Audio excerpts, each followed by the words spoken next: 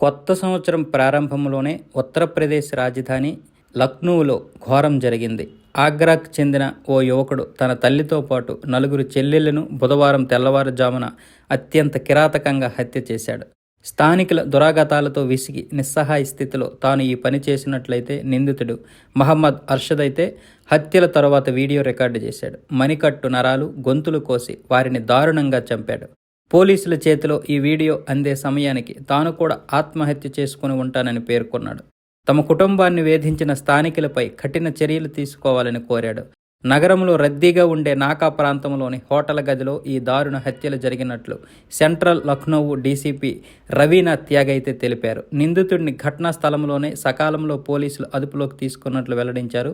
తల్లి ఆస్మాతో పాటు చెల్లెళ్ళు అల్షియా, రహ్మీన్, అక్సా, ఆలియాలను అర్షద్ అయితే హతమార్చాడు. వీరి కుటుంబం ఆగ్రాలో నివసించేదని ప్రాథమిక సమాచారం మేరకు కుటుంబ తగాదాల కారణంగా అర్షద్ ఈ విపరీత చర్యకు పాల్పడినట్లు తెలుస్తుందని డీసీపీ అయితే చెప్పాడు. ఈ విషయం వెలుగులోకి రాగానే నిందితుడు రికార్డు చేసిన సెల్ఫీ వీడియో సామాజిక మాధ్యమాల్లో వైరల్ అయింది. ఈ హత్యలకు తన తండ్రి కూడా సహకరించినట్లు అర్షద్ అయితే అందులో పేర్కొన్నాడు. నిందితుడి తండ్రి మహమ్మద్ భద్రు కోసం పోలీసులు అయితే గాలిస్తున్నారు.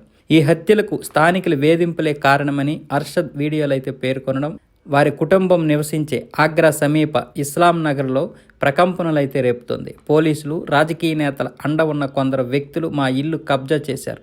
ఈ ఆక్రమణను అడ్డుకునేందుకు ప్రయత్నించినా మా మాట ఎవరూ వినలేదు.